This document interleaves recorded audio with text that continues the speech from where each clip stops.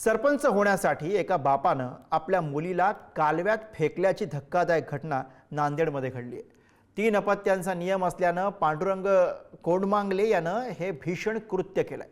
या लहानगीला तेलंगणामध्ये नेऊन बुडवून मारण्यात आलंय। सरपंच पदासाठी बापानं केली पोटच्या मुलीची हत्या। तेलंगणा राज्यात नेऊन कालव्यात बुडवून मारलं। नांदेडच्या केरूर गावातली धक्कादायक घटना। गावच्या सरपंचाची ही नराधम पित्याला साथ। नांदेड जिल्ह्यातल्या मुखेड तालुक्यातल्या या केरूर गावात सध्या स्मशान शांतता आहे। याच गावात राहणाऱ्या 7 वर्षांच्या प्राचीचा तेलंगणामध्ये कालव्यात बुडून मृत्यू झालाय। पण या लहानगीचा हा मृत्यू नसून हत्या असल्याचं आता समोर आलंय।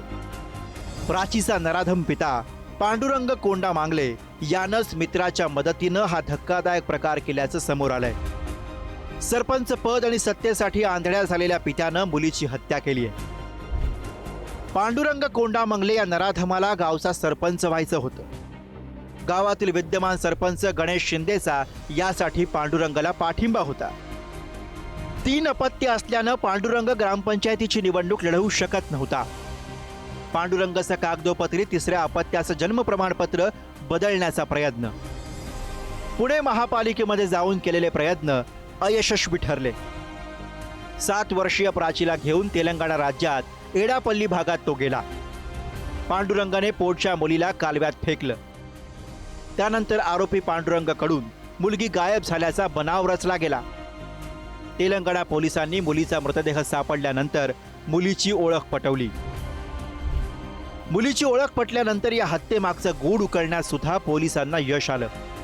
केरूर ग्राम पंचायत से सरपंच कॉन्टेस्ट करने के लिए 3 बेटे हैं तो डिस्क्वालिफाइड बोल के, एक बेटे को कैसे तो भी निकाल देना बोल के, एक बेटी को उधर से लाके इधर तेलंगाना में मार डाल दिया। तो उनको सपोर्ट करे थे, उनको जो सजेस्ट करे थे एक प्रेजेंट सरपंच गणेश बोल के, उसको भी अरेस्ट कर दिया।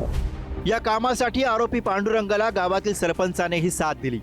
तेलंगणा पोलिसांनी या नराधम बापाला आणि सरपंच मित्र गणेश शिंदेलाही अटक केली आहे। ही घटना उघड झाल्यानंतर केरूर गावात स्मशान शांतता पसरली आहे। गावकऱ्यांनी आरोपी हा फारसा गावात राहत नसल्याचं सांगितलंय। ते मूळ या गावात राहत नाहीत। मुखेड गावाला त्यांचं कटिंगचं दुकान आहे आणि तिथंच राहतात ते 15 वर्षापासून। आणि ते दुसरं काही माहिती नाही, त्याची काय घटना झाली काही नाही, काही माहिती नाही। सत्तेसाठी इतक्या खालच्या थराला जाण्याच्या या प्रकारानं नांदेडमध्ये संताप व्यक्त होतोय। सत्तेसाठी वाटेल ते प्रयोग महाराष्ट्राने पाहिलेत, पण पोटच्या लेकराचा बळी देण्याचा हा प्रकार चीड आणणारा असाच आहे। या नराधमाला कठोर शिक्षा व्हावी अशी मागणी आता जोर धरतीये। राजीव गिरी, पुढारी न्यूज, नांदेड।